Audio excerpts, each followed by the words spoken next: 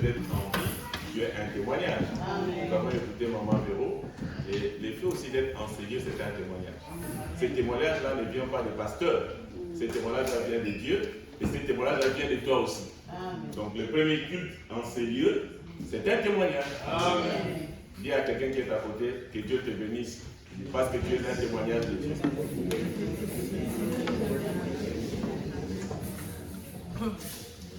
Amen. Que Dieu soit loué. Il est bon parce que on est tranquille. Je suis vraiment apaisé. C'est pas facile.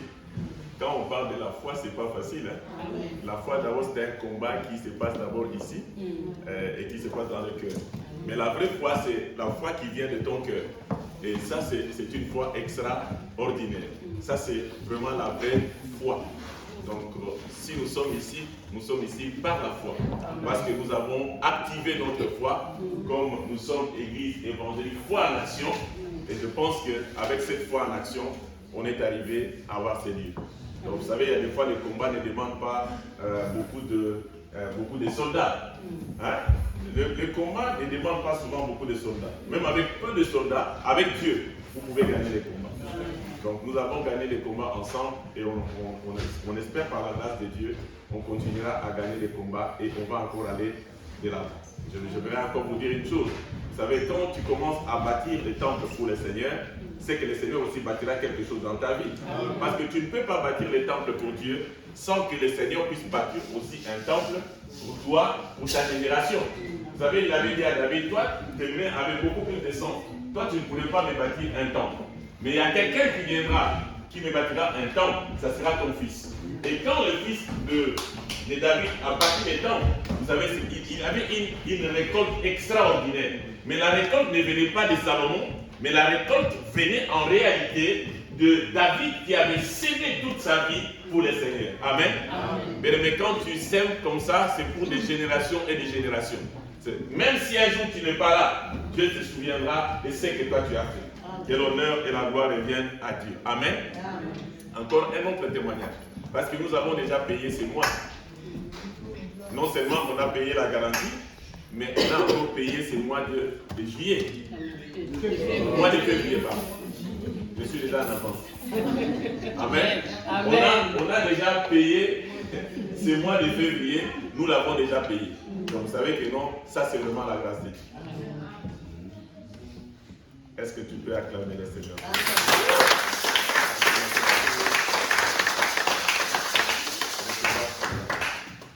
Que Dieu soit loué. Alors aujourd'hui, on parlera de la récolte de David. Mais à la place de David, toi tu peux mettre ton nom. La récolte de David. Mais mets ton nom à la place de David. Donc si tu es fidèle, tu mets la récolte de fidèle. Donc tu mets ton nom à la place de David. Vous savez, quand on lit la Bible, quand on regarde dans la Bible, Papa Jean-Jacques, on va voir que non, les enfants en fait de David ont bénéficié des grâces, de la sémence en fait de leur papa, de tout ce que leur père a fait. Je pense que nous avons lu la fois passée, je pense que dans les prédications passées, on avait dit que non, Isaac s'aima, et puis on a apporté querelle, Isaac s'aima, et puis on est venu prendre tout ce qu'il avait. Mais en réalité, à la fin, Dieu avait mis cet homme qu'on appelle Isaac au large. Donc, ce n'était pas en fait ce n'était pas en fait la première sémence qui comptait, mais ce n'était pas la deuxième sémence qui comptait, mais Dieu voulait en fait amener cet homme qu'on appelle Isaac à le mettre au large. J'aimerais dire à quelqu'un ce matin, dans tout ce que tu as fait et dans tout ce que tu vas faire, Dieu ne veut pas tout simplement que tu puisses récolter, mais Dieu veut te mettre aussi au large. Donc tu vois, il y a des fois, nous limitons Dieu. Mais Dieu est capable de faire des choses extraordinaires. Dieu est capable de te donner au-delà même de ce que tu penses, au-delà même de ce que toi tu demandes. Peut-être toi tu peux demander une maison, mais Dieu te voit comme une agence immobilière. Donc c'est-à-dire Dieu veut que tu puisses acquérir la première maison, deuxième maison, troisième maison, quatrième maison, et Dieu va te mettre au large. Amen. Mais toi tu te limites à une maison. Si Dieu pouvait me donner une maison, si Dieu pouvait me donner une maison, Dieu, dans son plan, peut-être il voit que non, toi tu es une agence immobilière. Donc c'est-à-dire, Dieu peut te dire, je te donne une maison, je te donne la deuxième maison, je te donne la troisième maison, je suis en train de te mettre au large. Dis à quelqu'un qui est à côté, ne limite pas Dieu cette année. C'est important de ne pas limiter Dieu. C'est important de croire que ce Dieu-là est capable de faire au-delà de ce que nous pensons. C'est ce que la Bible dit. Il peut faire au-delà de ce que nous pensons, au-delà de ce que nous imaginons. Qui pensait que non, un jour nous resterons ici et nous aurons cette salle en haut? Mais il n'y a que Dieu qui a pensé comme ça. Amen. Même moi, je n'ai pas pensé que non, on restera ici, on aura une salle ici. Moi, je pensais peut-être trouver une salle ailleurs, pas ici. Et c'est pour cette raison, bien aimé, cela ne vient ni de toi ni de moi, mais cela vient de Dieu. Amen. Parce que Dieu pensait que non, il y avait une salle ici en haut pour nous. Amen. Depuis avant la fondation du monde, Dieu voulait nous donner quelque chose de bien et Dieu l'a fait. Amen. C'est pour ça que nous devons faire confiance à Dieu. Amen.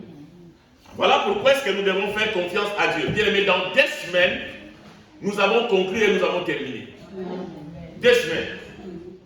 Ce n'était pas un mois, non. Dans 2 semaines, on a conclu et on a terminé. Bien aimé, cette force-là ne vient pas de toi, cette force-là ne vient pas de moi, mais cette force-là vient de Dieu. S'il y a des gens qui sont en Russie, qui ont contribué, bien aimé, cet engouement-là ne vient pas de moi, vient de Dieu. S'il y a des gens à qui ont donné, cet engouement-là vient de Dieu. Si aux États-Unis les gens ont donné, cet engouement-là vient de Dieu. Si en France, à qui les gens ont donné, en Afrique, là on dit que non, il n'y a rien. Les gens ont donné, cet engouement-là vient de Dieu. C'est-à-dire Dieu est capable de te prendre en charge et Dieu est capable de prendre en charge son travail. Dis Amen. Amen. C'est ce que Dieu peut faire. Donc je bénis Dieu pour ça. Et nous bénissons l'Éternel pour ça. Bien aimé, ce n'est que le début, il va continuer. Amen. Si toi tu as eu le temps de construire le temple pour lui, bien aimé, c'est que Dieu aussi a des choses à faire dans ta vie. Amen. Dieu aussi a des choses à faire dans ta maison. Amen. Dieu aussi a des choses à faire dans tes enfants. Bien aimé, cette année on ne va pas pleurer, mais cette année on va vivre la gloire de Dieu. Parce que nous avons bâti les temples pour l'Éternel. L'Éternel a l'obligation de pouvoir faire quelque chose dans ta vie et dans ma vie. Amen. Et ça, c'est une réalité. Amen. Quand Salomon a bâti les temples, la récolte était comment? Les gens venaient de loin pour écouter juste la sagesse de Salomon. Est-ce que c'est Salomon qui les appelait? Non. Est-ce que c'est Salomon qui leur disait que non, vous allez amener des chèvres, vous allez amener de l'or, vous allez amener de l'argent? Non. J'ai dit à quelqu'un, il y a quelque chose qui arrive vers toi. Amen. Que tu puisses le croire ou pas, mais je le déclare. Je le déclare dans la présence de Dieu. Je le déclare dans l'église. Bien aimé, cette année, on ne va pas pleurer, mais il y a quelque chose qui vient vers toi au nom de Jésus. Il n'avait pas demandé aux gens de venir avec des chèvres, avec l'argent. Non. Quand les gens venaient écouter Salomon, parce qu'il avait bâti juste les temples. Ok. Il a bâti juste les temples. Les gens venaient l'écouter. Il n'avait pas dit aux gens de donner l'argent. Non, les gens qui venaient avec des présents, venaient avec l'or, venaient avec l'argent. Et les gens donnaient à Salomon. Pourquoi? Parce que Dieu, quand tu bâtis un temple pour Dieu, tu t'attires des faveurs. Amen. Des faveurs visibles et des faveurs invisibles. Bien aimé, laisse-moi te dire, ton mariage là que tu attends, c'est parce que tu as bâti le temple. Il y a un homme que Dieu a déjà préparé. Il est en train de contourner. Dieu est en train de le pousser pour que cet homme-là puisse venir vers toi. Dis-moi Amen. Amen. Il y a des choses qui vont se passer. Ça sera des choses extraordinaires. Nous allons vivre des témoignages. Nous allons vivre la puissance de Dieu. Nous allons vivre des miracles instantanés. Pourquoi? Parce que nous avons bâti un temple à Dieu. Amen. Et c'est important. Amen. Et c'est ça la récolte. Amen. Quand il a fait, c'était l'œuvre de Dieu. Quand il a été temps de bâtir, c'était l'œuvre de Dieu qu'il a pu accomplir. Il a construit un temple pour Dieu. Et Dieu a dit, bon, maintenant je vais te prouver qui je suis. Que je suis un Dieu multi-système. Je suis un Dieu qui peut bénir là où tu n'as même pas pensé. Les gens venaient de loin pour bénir. Bien aimé, nous avons donné, mais il y a des gens qui sont venus de loin qui ont donné. Bien aimé, ça c'est Dieu. Ça c'est la main de Dieu. Ça c'est le temps de Dieu. Non pas seulement le temps de Dieu pour l'Église, mais c'est aussi le temps de Dieu pour toi. C'est pour ça que, comme on dit en anglais, get ready. Pourquoi? Parce que Dieu est prêt. Dieu est dans ta direction. Dieu est dans la direction de ta maison. Dieu est dans tout ce que toi tu peux ne pas penser. Mais Dieu est dans cette direction. Dans la direction de ta maison. Dans la direction de tout ce que toi tu vas entreprendre cette année. Dieu est en train de marcher avec toi côte à côte. Mais nous n'allons pas craindre tout ce qui frappe la nuit, tout ce qui frappe le jour. Nous n'allons pas craindre les critiques des gens. Mais nous allons avancer parce que Dieu est dans notre direction. S'il y a quelqu'un que Dieu est dans ma direction, Dieu est dans ma direction, il y a quelque chose d'extraordinaire qui va se passer.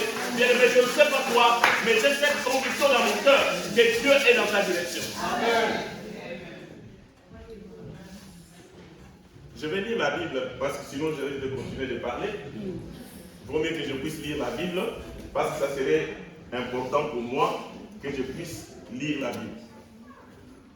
Nous allons dans 1 Samuel. Vous savez bien aimé la destinée, 1 Samuel 17, un texte que vous connaissez, mais on va parler d'autre chose. Vous savez, la destinée n'est pas une ligne droite. Écoutez-moi bien, Église. Écris cette phrase. La destinée n'est pas une ligne droite. C'est-à-dire, dans la destinée, Dieu peut t'amener dans des circonstances que toi, tu n'as jamais pensé. C'est comme le frère Papier a témoigné ici, et que c'était important de nous rencontrer ici, de rencontrer Papa Nafo, parce que nous, on s'est déjà rencontrés depuis longtemps au Niger. Donc moi, on a déjà fait une rencontre déjà particulière depuis longtemps. Et ce n'est pas quelqu'un qui parle, il vient, il fait ces choses, et puis il rentre chez lui. Mais Dieu a permis qu'aujourd'hui, Frère Papi rencontre Papa Jean-Jacques, rencontre Papa Nafo, rencontre Papa Fidèle, Mbo, ou rencontre... Ça, c'est Dieu. En fait, c'est Dieu qui permet ces genres de choses. Parce que ce n'est pas voulu par un homme. C'est voulu par Dieu lui-même. Parce que moi aussi, je ne pensais pas que nous, on va encore se rencontrer en Europe. Bien que lui, il est arrivé avant moi. Mais on s'est rencontrés. Donc, voilà. Dieu prépare des choses. Il y a des fois qui nous dépassent. Donc, c'est pour ça que je suis en train de dire que la destinée n'est pas une ligne droite. Donc Dieu peut permettre des choses dans ta vie, mais les choses que l'Éternel est en train de te permettre, c'est pour t'amener toujours vers ta destinée. Amen. Je vais dire ceci. Vous savez, cet homme qu'on appelle David, il était dans la forêt. David n'était pas connu. Il était dans la forêt, le plus petit, sa famille. Il était dans la forêt, il était berger, en train de s'occuper des animaux. Mais quand l'ours est arrivé, d'abord c'était l'ours, hein? Je crois que c'était dans l'ours ou les lions, vous qui lisez la Bible. L'ours. Il y a l'ours est arrivé, il a eu le temps de tabasser l'ours et de ramener la brebis. Après, c'était les lions. Ce n'était pas en vain que Dieu avait envoyé l'ours devant David. Il y a des fois tu pleures avant. Mais si Dieu envoie l'ours devant toi, c'est que Dieu sait que non, il y a encore un lion qui va venir. Mais si Dieu sait que non, il y a un lion qui va venir, c'est que Dieu sait que toi tu vas terrasser l'ours et le lion viendra. En fait, c'est en réalité ton entraînement. C'est l'entraînement. Dieu est en train de t'entraîner pour des grandes choses. Il est en train de t'entraîner pour une grande destinée. C'est pour ça que il permet l'ours. C'est pour ça que il permet les lions. Mais si Dieu permet l'ours et les lions, ce n'est pas pour te tuer. Mais Dieu permet l'ours et les lions pour pouvoir te mener à plus grande récolte. Amen.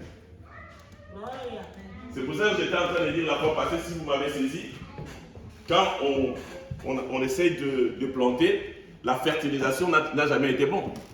L'odeur des engrais n'ont jamais été agréable. Il y a des fois, si vous savez, on peut prendre même les cacas qui se trouvent dans le truc, on va jeter dans le potager, et ce n'est pas agréable. La fertilisation, écoutez-moi, n'a jamais été agréable. L'odeur de la fertilisation n'a jamais été agréable. Si Dieu t'amène à la récolte, sache que non, il y aura toutes ces choses-là, des mauvaises odeurs, il y aura des trucs qui vont t'embêter. Mais le but de Dieu, l'objectif de Dieu, est que Dieu puisse t'amener à une grande récolte.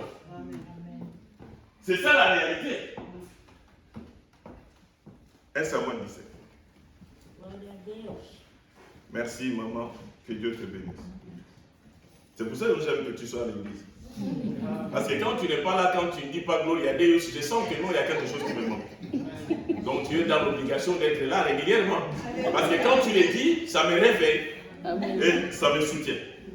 Que Dieu te bénisse. Donc 1 Samuel chapitre 17 à partir du verset 12. Est-ce que quelqu'un peut m'aider dans la lecture?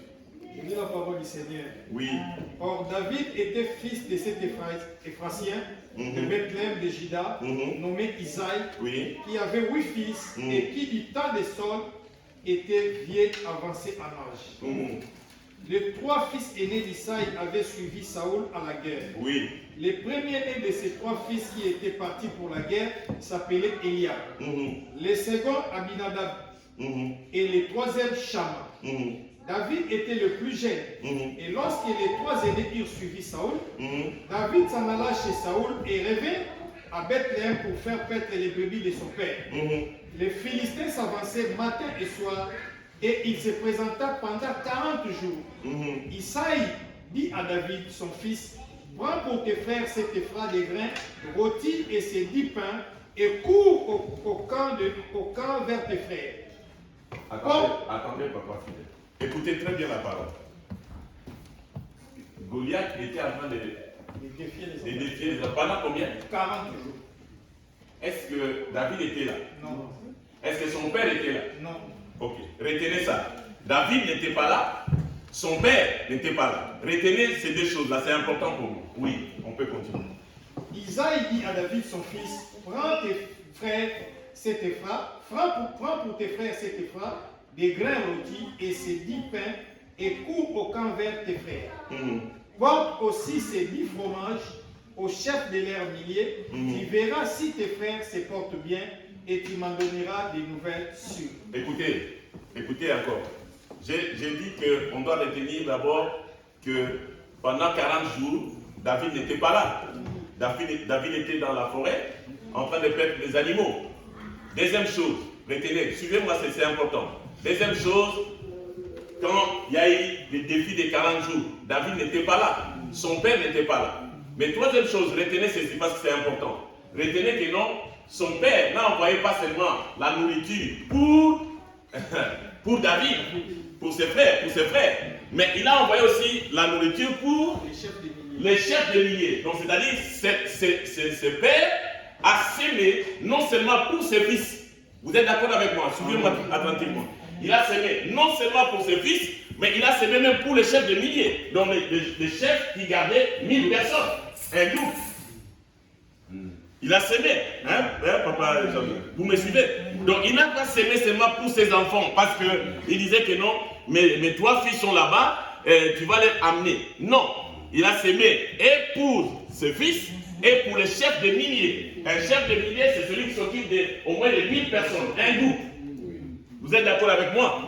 Bon, réfléchissons encore. Mais quelle quantité que ce père a eu le temps de préparer pour pouvoir envoyer toutes ces choses, non seulement à ses fils, mais aussi aux chefs de milliers. Ça, c'est une part. Écoutez encore, je vais dire ça peut-être autrement.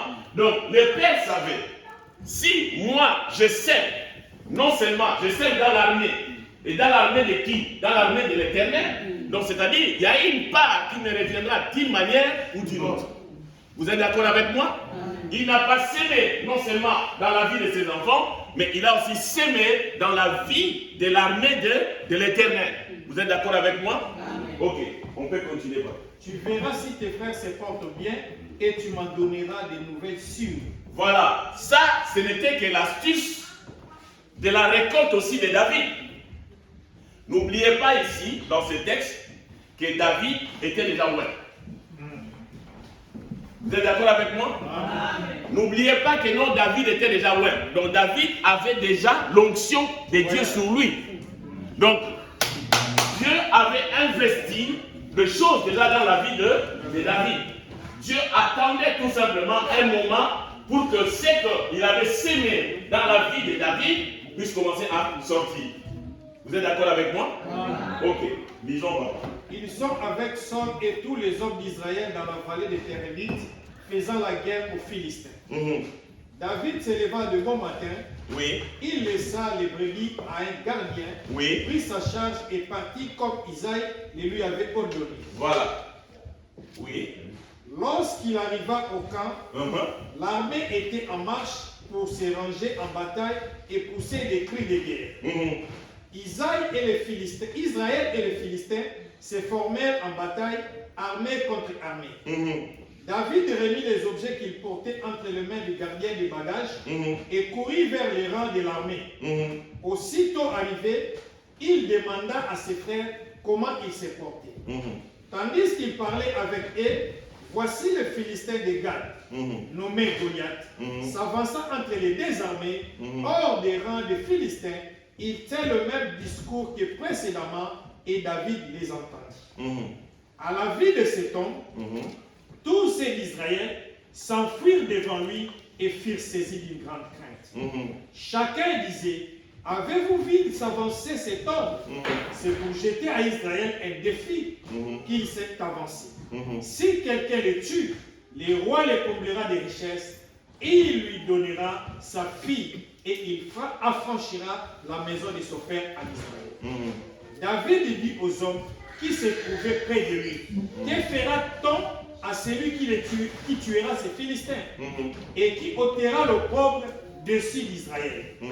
Qui est donc ce Philistin? Cet homme est circoncis pour inciter l'armée du Dieu vivant. Les peuples répétant le même chose lui dit, c'est ainsi que l'on fera à celui qui les tuera.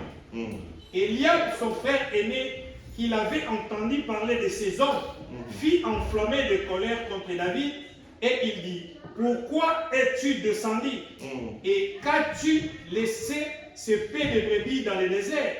Je connais ton orgueil et la malice de ton cœur. C'est pour voir la bataille que tu es descendu.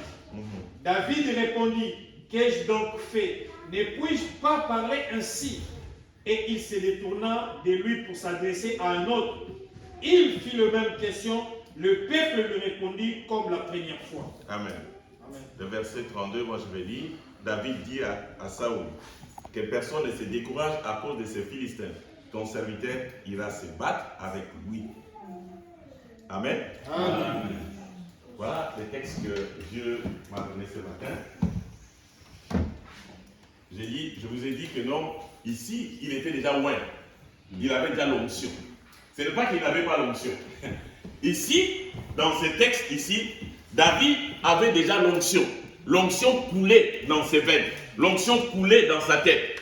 Mais il est retourné en fait pour paître les brebis. Il était encore dans la forêt.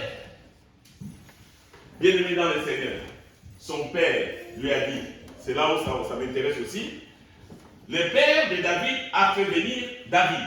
Il lui a dit, ça fait longtemps que moi je n'ai pas vu mes fils, mais va quand même au combat, sur le front, va voir tout ce qui se passe là-bas, et tu viendras en fait me rendre compte, me donner des nouvelles par rapport à tes frères. Mais il n'a pas laissé en fait David partir brebis. Il a fait en fait des pas, non seulement pour ses frères, ses fils, mais aussi pour les chefs de milliers. Donc le papa de David savait que non, il était important de savoir s'aimer, de s'aimer pour Dieu, de s'aimer pour en fait l'armée de l'Éternel. Parce qu'il savait que non, même si Dieu n'arrive pas à répondre aujourd'hui, si Dieu ne répond pas demain, mais ce Dieu-là répondra toujours. Donc tu ne peux pas partir brebis, mais amène quand même quelque chose pour mes fils et pour les chefs de milliers. Mais le problème, ce n'est pas vraiment là. Mon problème est ceci. David pouvait dire à son père, moi j'ai l'onction. Hein? David pouvait dire à son père, toi tu ne sais pas que moi j'ai l'onction. On est venu de Well, c'était où? C'était ici. Tout le monde était au courant, tout le monde l'a vu. Il pouvait dire à son père que papa, moi j'ai l'onction, je ne peux pas aller là. Il avait l'onction, il avait toutes les capacités. Dieu a fait des choses merveilleuses dans sa vie. Bien aimé, l'année de la récolte, ce n'est pas un problème que non, tu as l'onction, tu ne l'as pas. L'église, écoutez-moi très très bien. L'année de la récolte, c'est une année d'obéissance et de service. Amen. Parce que Dieu ne peut pas te donner l'onction parce que tu commences à crier, j'ai l'onction. Moi j'ai l'onction. Moi j'ai l'onction. Non. Si tu as l'onction, ton onction sera capable pour les services. Amen. Vous savez, quand le papa a dit à David que tu vas aller, David n'a pas boudé. Vous n'avez pas eu que non, vous avez entendu que David a boudé que non, bah papa, moi je ne vais pas aller là-bas, je ne vais pas faire ces services-là ne m'intéressent pas. Non, il n'a pas boudé. Vous savez pourquoi est-ce que nous avons des problèmes dans les églises? Parce qu'il y a des gens qui ne veulent pas servir. Il y a des gens qui veulent être servis que servir. Il y a des gens qui veulent peut-être... Ok, est-ce que je vais parler comment je vais parler? Il y a des gens aujourd'hui dans nos églises qui ne veulent pas servir. C'est ça le plus grand problème. Bien aimé, si David n'était pas allé servir, David n'allait pas tuer Goliath. David n'allait pas épouser la fille du roi. David n'allait pas confirmer sa plus grande récolte. David n'allait pas confirmer cela. Parce que la plus grande récolte de David, c'était de tuer Goliath. C'est après Goliath que David n'était plus dans l'anonymat. Église, c'est après Goliath. Si vous lisez la Bible avec moi, après Goliath, David ne s'est plus retourné dans la forêt. Donc il y avait quelque chose qui devait faire sortir David de la forêt, c'était les services. C'était les services. Et il devait aussi obéir à son père. David devait obéir à son père. Soit il pouvait dire, papa, moi je ne vais pas aller là-bas. Bien aimé, c'est dans les services que tu auras une grande récolte. Pourquoi? Parce que la Bible déclare, l'ouvrier mérite son salaire. C'est-à-dire, quand tu travailles, bien aimé, pourquoi est-ce que tu te lèves le matin? C'est parce que tu sais que non, tu auras quelque chose qui va passer dans ton compte, non? Tu sais que non, tu travailles parce qu'on est obligé de te payer. Parce que tu ne peux pas travailler sans qu'on puisse te payer. La Bible dit, l'ouvrier mérite son salaire. Donc on peut dire que non, l'ouvrier mérite sa récolte. Donc pourquoi? Parce que toi, tu travailles, tu obéis, tu travailles, tu fais ton travail correctement, bien aimé, tu seras toujours gratifié, tu seras toujours béni. Il y a quelque chose que non, ton salaire passera. Pourquoi? Parce que tu sais que non, j'ai travaillé du 1er jusqu'au 30. C'était les services. Ce qui a fait de David, pour que David puisse récolter, c'était les services. Mais le moindre service que toi tu pourras faire pour Dieu, ça pourra te donner d'énormes récoltes. Amen. David est sorti de l'anonymat de la forêt. Personne ne connaissait David. Il était derrière ses brebis. Il était là en train de servir. Personne ne le connaissait. Il était dans la forêt, moustique, tout ce que vous voulez. Personne ne pensait, malgré son onction, que cet homme-là était un roi.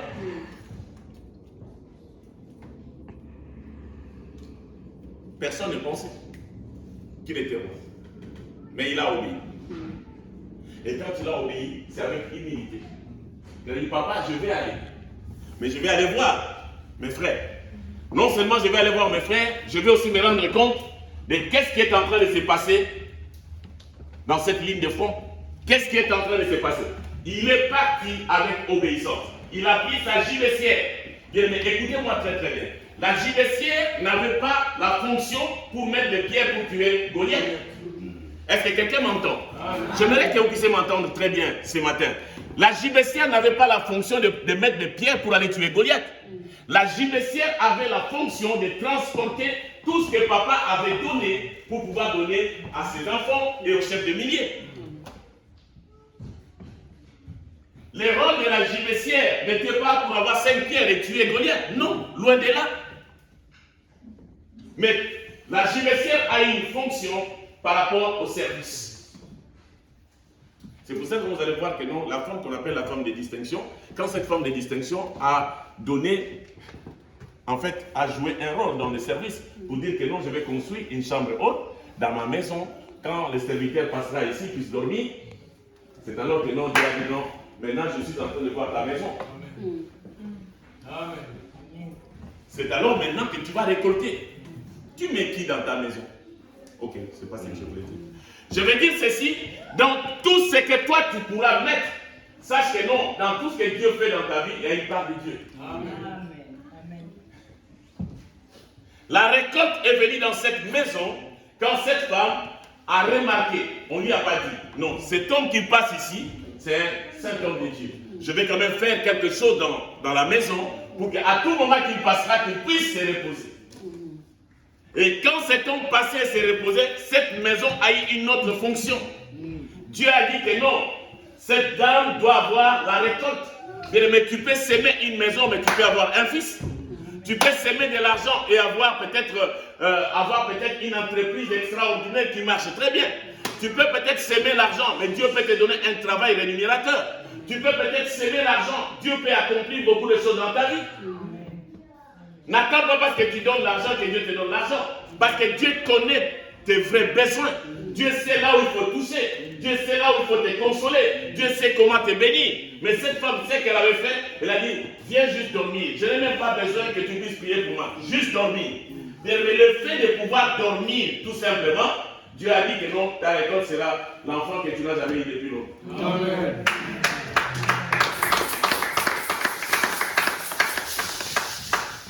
David a entendu. David n'était pas parti pour combattre. Il n'était pas d'abord un soldat. Il avait l'onction. Il est retourné dans la forêt quand il était loin. Mais quand David est retourné dans la forêt, David s'appliquait. En fait, dans son application, il y a une ours. Bien aimé, ne crains pas l'ours qui va venir vers toi. Ne crains jamais l'ours qui vient vers ta direction.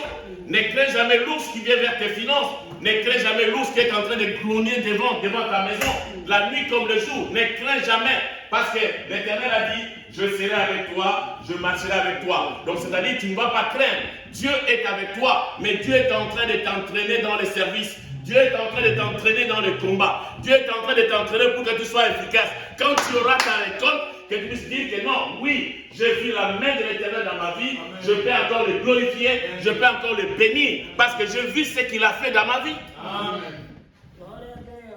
La récolte de David n'était pas seulement pour David.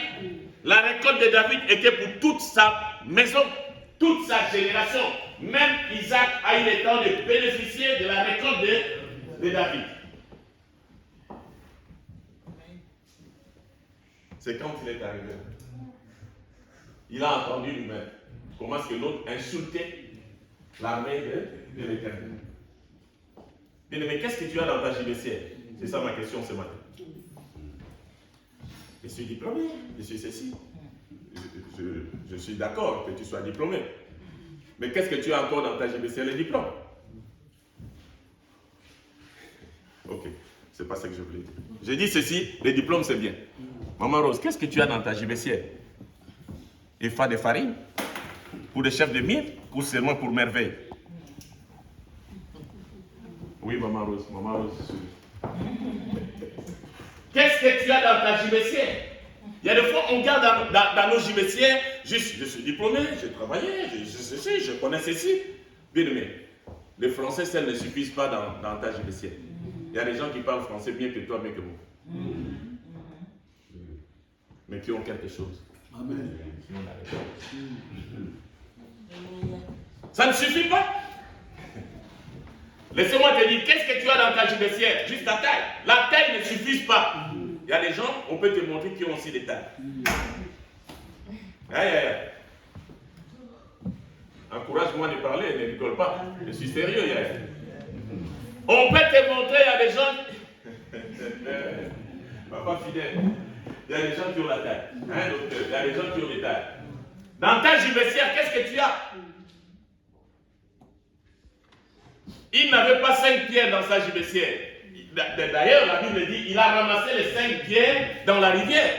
Il n'avait pas les 5 pierres parce que la JBCR n'était pas appropriée en fait pour la pierre. La JBCR était appropriée pour des réserves, pour des provisions, pour de l'eau, tout ce qu'on pouvait mettre dedans.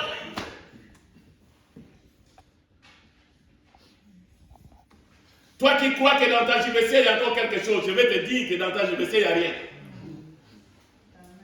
Merci. Dans ta JBCR il n'y a rien. Il n'y a que l'Éternel qui peut te donner, qui peut te rendre utile quand il te dit va dans ce service-là, bien aimé, fais-le. Si tu le fais, ta récolte se trouve dans le service que tu es en train de faire. Vous pensez que les enfants qui sont dans les services de protocole là n'ont rien? Non, bien aimé, ils ont quelque chose. Ces enfants-là sont en train de servir. Bien aimé, les yeux de l'Éternel seront toujours sur ces enfants-là. Parce que dans leur JBCR, il y a quelque chose. Au-delà de tout ce qu'ils sont en train de faire, le Seigneur va encore les amener plus haut. Amen. Ne vous étonnez pas.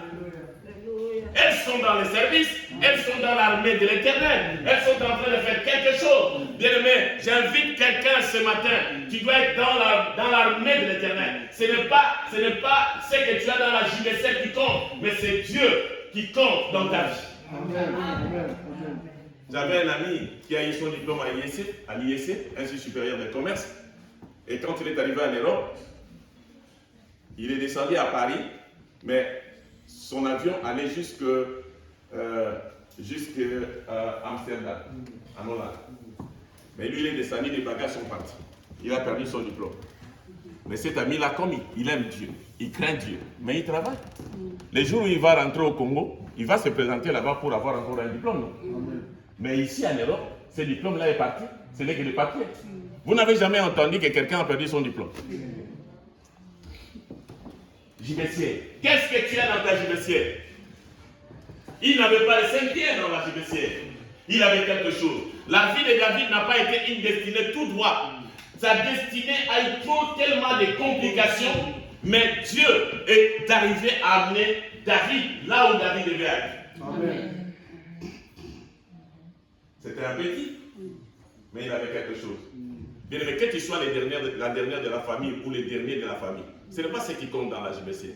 Que tu sois l'aîné ou pas. Parce que Dieu peut changer les données. Parce que si Dieu donne à l'aîné, il trouve que non, il n'est pas capable de faire, Dieu change les données. Amen. Il peut choisir quelqu'un d'autre que vous n'avez jamais pensé. Amen. Il dit que non, l'autre que j'ai donné n'arrive pas à comprendre. Allez, toi prends maintenant. Vous n'avez jamais vu des gens qui ne sont pas des aînés, mais qui sont en train de contrôler des familles. Amen. Je prie que cette personne soit toi. Amen. Ce matin, je suis en train de prier que cette personne soit toi. Amen. Que tu puisses comprendre la responsabilité que tu as. C'est pour ça que on t'embête régulièrement, parce qu'on sait que non, Dieu a investi quelque chose en toi. Amen.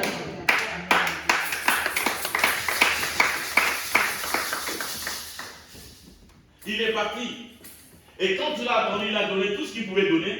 Il a commencé à entendre. Vous savez, quand tu as l'onction sur toi, et tu commences à entendre des critiques sur Dieu, il y a quelque chose qui te met mal. Tu dis, il faut que les données soient renversées. Donc quand il était, tu ne peux pas dire que tu as l'onction et que sans que ton onction soit manifeste. Bien aimé, l'onction, on a l'onction que pour les services. Amen. On n'a pas l'onction pour s'asseoir à la maison. Ah non, moi, j'évite les problèmes dans leurs églises là.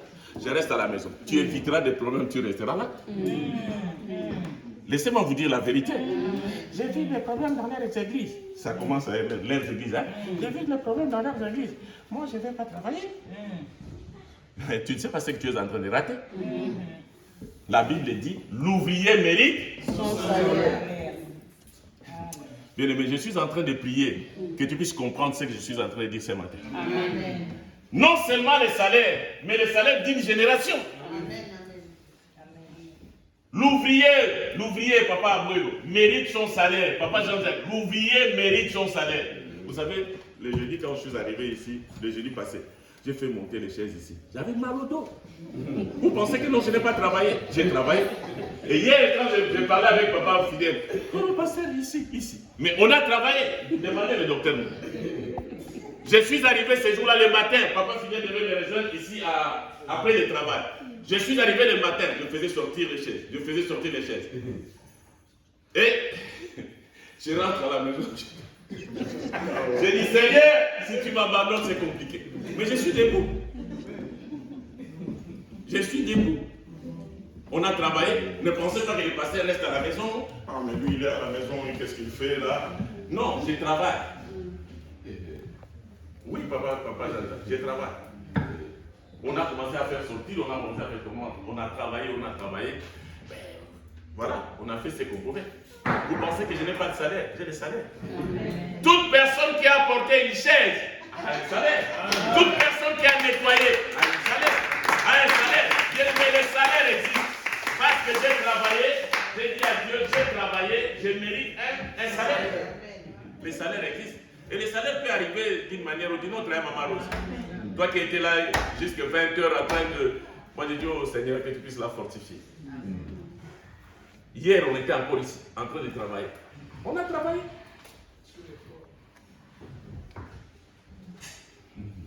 C'est ça le service. Le pasteur n'est pas aujourd'hui comme vous pensez, il a son grand bureau, il reste, les autres travaillent. Non, je ne suis pas comme ça. Dis à quelqu'un, le pasteur n'est pas comme ça. Je mets la main à la pâte, je travaille. Donc s'il faut amener des chaises, je ramène des chaises. S'il faut bouger, je bouge. S'il faut, hier on était dans le foie en train d'aller voir, aller regarder le prix des sonos et tout ça. On a travaillé, on était là depuis 13 heures, jusqu'à peut-être 16 heures, 17 heures moins, avant qu'on puisse prier. On travaille. Tu n'as pas l'onction pour rester, tu as l'onction pour travailler. Parce que quand tu travailles, tu as un salaire. Le salaire peut être le mariage, le salaire peut être un bon travail, le salaire peut être que Dieu peut te bénir par l'argent, Dieu peut ouvrir des portes que tu n'as jamais pensées. C'est ça le salaire. Le salaire, ce n'est pas seulement financier. Dieu peut ouvrir les salaires.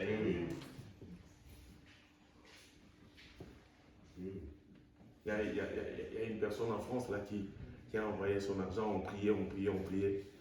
Il était à la poste, mais il n'était pas vraiment dans un bon endroit par rapport à son diplôme.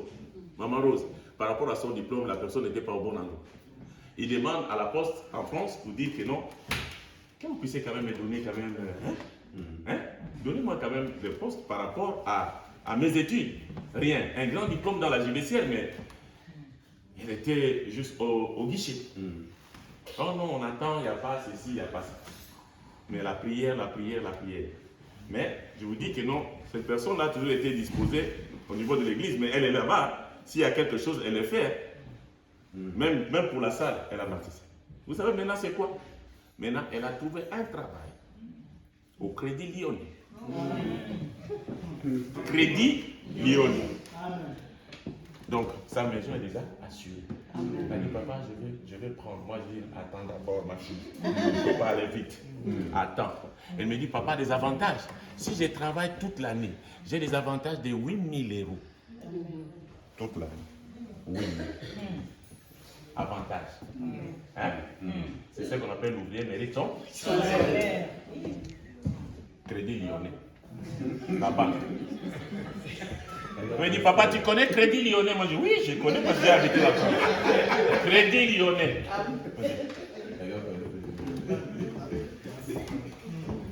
L'ouvrier mérite son salaire. Non seulement Crédit Lyonnais. Parce qu'il m'avait toujours dit, papa, le jour où ça sera mon mariage, toi, tu viendras prêcher. Et c'est toi qui vas me bénir. Elle tenait à ça. Elle dit, bon, on verra si Dieu le permet. On va le voir.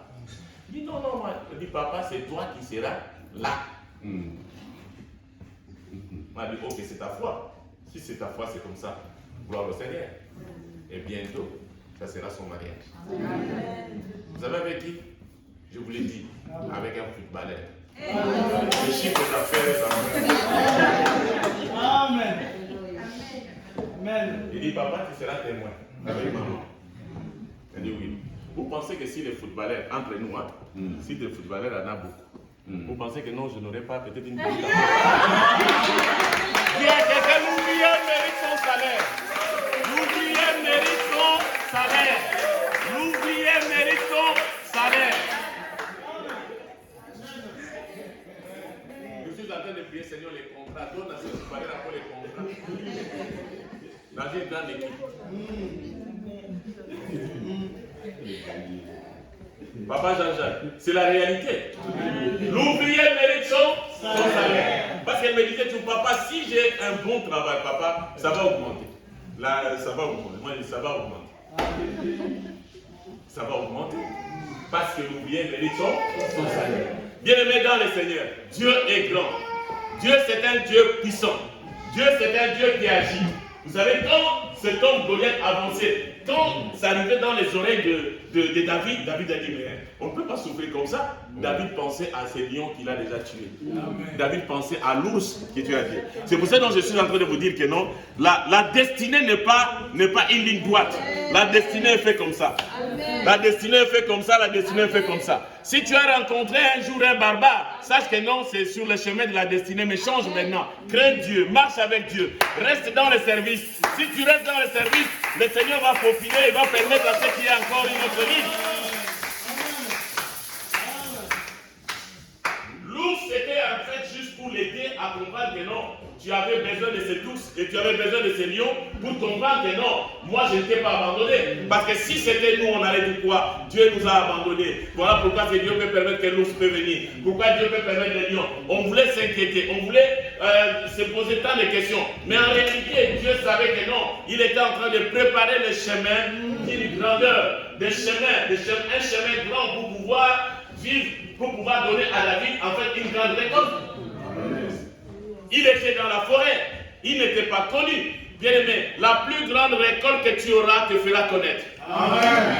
J'ai dit à quelqu'un ce matin, la plus grande récolte que tu auras te fera connaître.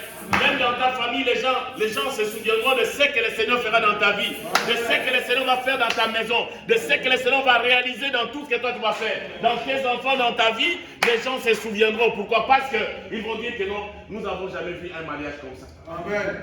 Tout s'est passé dans le calme. En tout cas, ça c'est Dieu. Ça c'est la main de Dieu. Donc on voit que non, elle prie, hein, réellement, elle prie. Bien aimé, tu sais, il y a des fois, les gens ne croient pas en toi. Laisse-moi te dire. Oui, maman, Rose, tu peux rigoler. Oui. Il y a des fois, les gens ne croient pas en toi. Oh, tes prières-là ne fonctionnent pas. Les jours où les prières vont fonctionner, ces gens-là seront étonnés. On dit, mais c'est la prière. C'est eux qui vont commencer à témoigner. C'est sa prière qui a fonctionné. Mais il y a beaucoup de gens qui oublient que les prières que tu es en train de faire, c'est ce qui les fait tenir. Amen. Même dans ta famille, les gens ne comprennent pas parce que jusque-là, ils n'ont pas encore eu le temps de comprendre ce que tu es en train de faire. J'ai dit à quelqu'un, sois dans les services. Continue à adorer Dieu. Continue à servir Dieu. Mais dans quel niveau que tu peux être, sers Dieu. N'attends pas que tu puisses toujours t'asseoir ici. Mais là où tu es, sers Dieu. En servant l'Éternel, l'Éternel ne va pas t'oublier. Même si tu es derrière, même si tu es au milieu, même si tu es à la fin, David est allé servir. Amen. David est allé servir. Et quand David est allé servir, c'est comme ça qu'il a commencé à entendre. Et cet homme-là aussi, Goliath avançait. Goliath avançait. Mais ne pense pas que dans l'année de la récolte, Goliath ne va pas avancer. Les Goliaths vont encore vraiment venir nombreux. Bon, laissez-moi te dire, maman Betty, vous savez, tout ce que Dieu est en train de te dire cette année, Dieu va l'accomplir. Dieu va te confirmer par d'autres personnes tout ce que Dieu est en train de faire. Dieu est plus proche de toi et Dieu est prêt à déclencher des choses merveilleuses dans ta vie. Mais Dieu va les confirmer dans d'autres personnes. Tu vas saisir. Alors, get ready, comme on dit en anglais. Il y a des choses qui arrivent. Il y a des choses qui arrivent. Et puis, quand Goliath arrivait, David dit, mais moi je vais le... C'est rien. Parce que si tu as eu le temps de t'entraîner avec les lions, avec l'ours, tu vas avoir pas peur de tout. Le roi des animaux, dans la forêt, qui aime la chair. Et toi, tu as eu le temps de combattre avec le roi des animaux. Toi, tu étais là. Le roi des animaux. Mais je pense même si on essaye un jour, je mets peut-être un petit lion factice là devant la porte. Il y a des gens qui ne vont pas entrer. Pasteur, on a vu les lions. Pasteur, on a vu les lions. Mais lui, il a combattu avec les lions. Il a gagné. Et il a dit que non. Mais celui-ci, c'est rien. Vous savez, il y a certaines choses que Dieu permet dans la vie que tu puisses combattre. Parce que quand il y a d'autres choses qui vont arriver, que tu puisses dire, ça, c'est rien. Ce que j'ai vécu, c'est pire que ce que je suis en train de faire. Tu fais seulement comme ça. Tu dis à Dieu, Seigneur, je sais que je ne suis pas seul. Je suis avec toi. Je te fais confiance.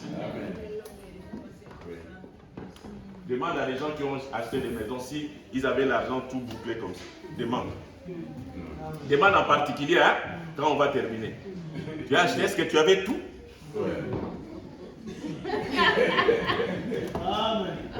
Demande après. Hein, va trouver des gens, dis, quand tu avais acheté la maison, est-ce que tu avais tout?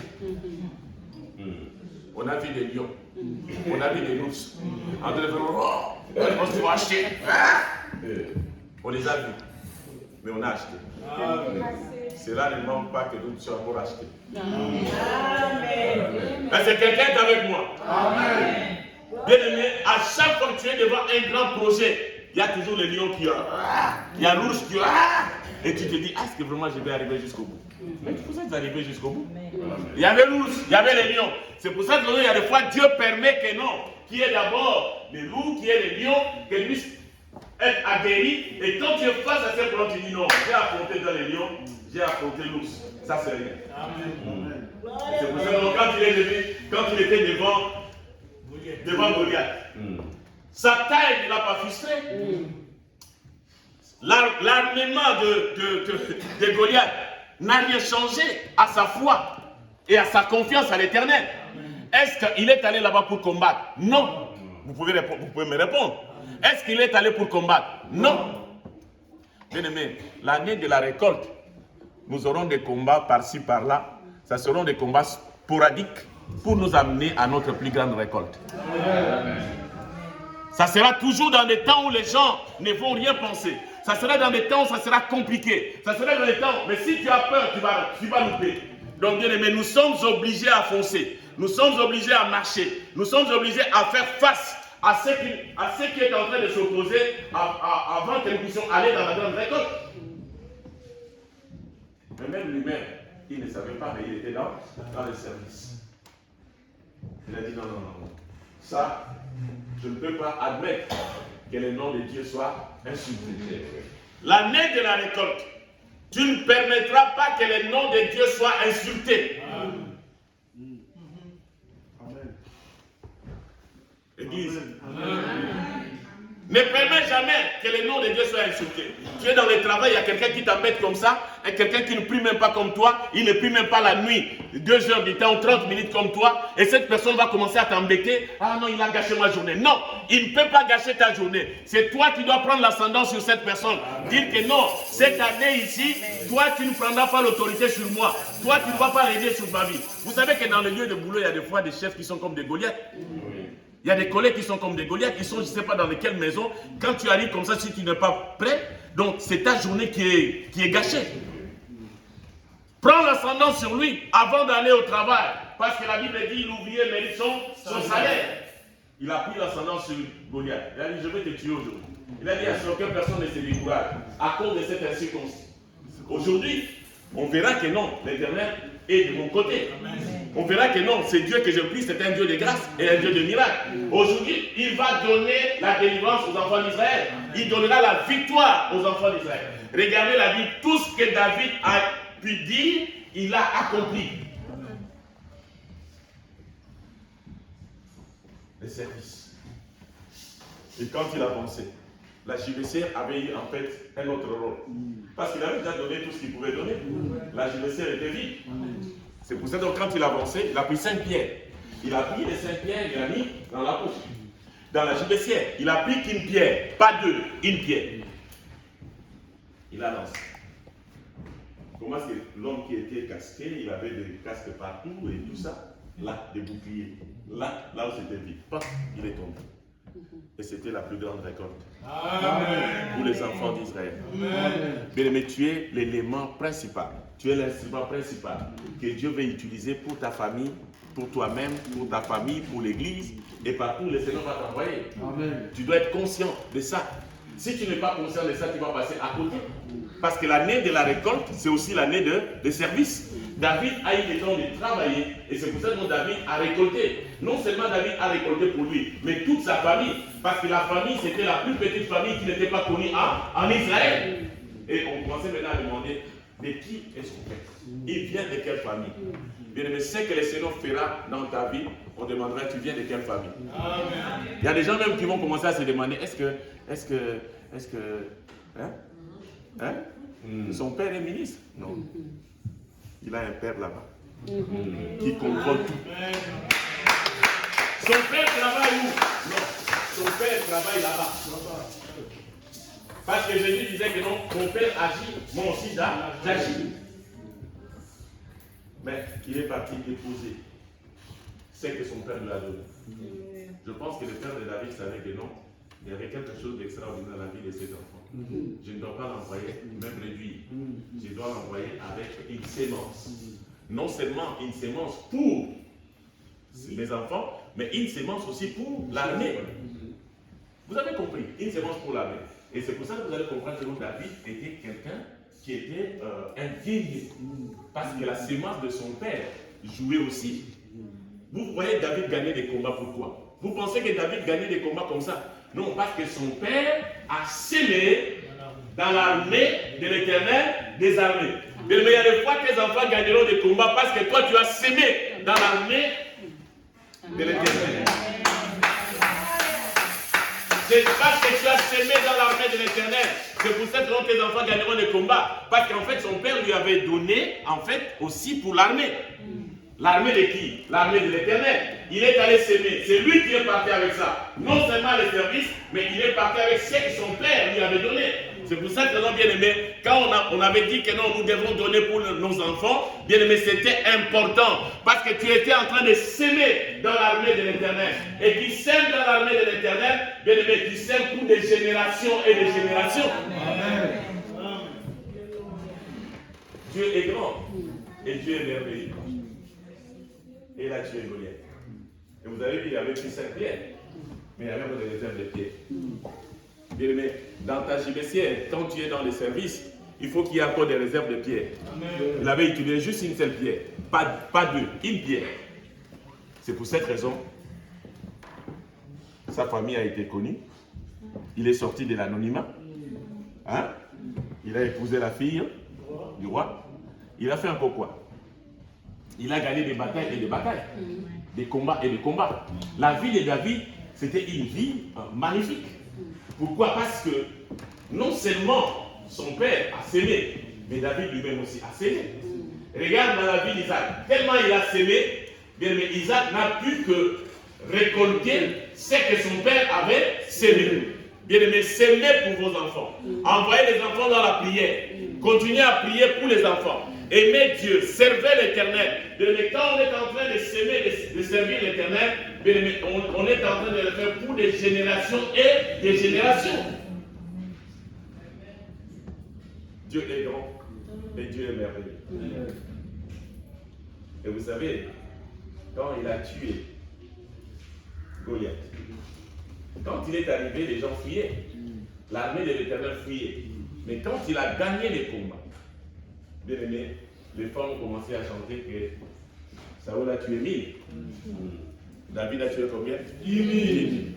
Bien aimé, quand l'année de la récolte arrive dans ta vie, les gens vont chanter. Mais sauf que tes ennemis chanteront peu. Mais ceux qui sont avec toi chanteront beaucoup. Amen.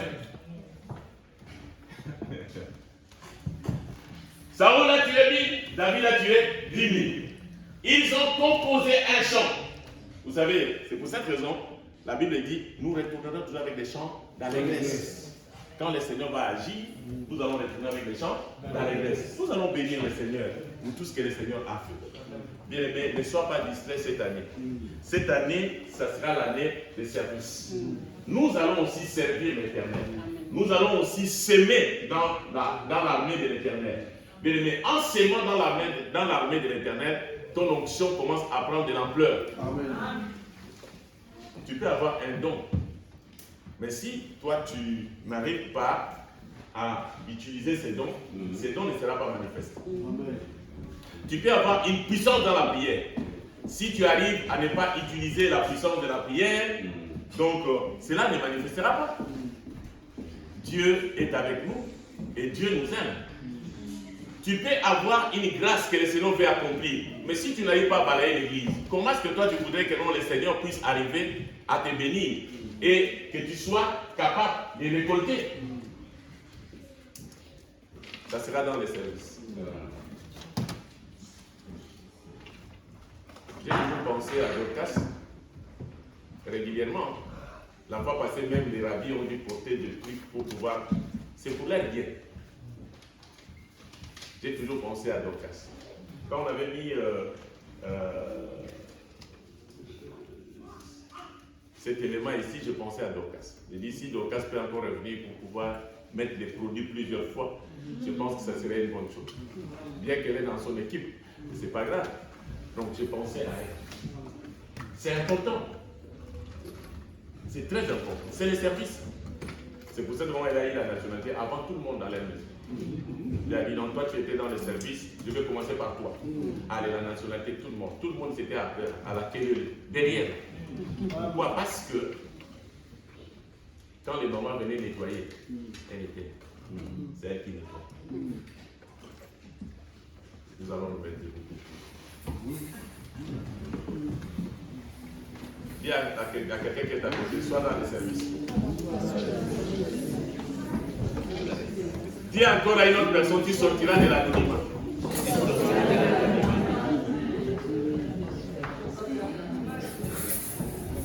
Tu vas sortir de l'anonymat. Le service béni. L'ouvrier mérite son salaire. Qui aura fait ça? David a eu son salaire. Mais imaginez si David avait dit, papa, moi je ne vais pas aller. Moi c'est fini.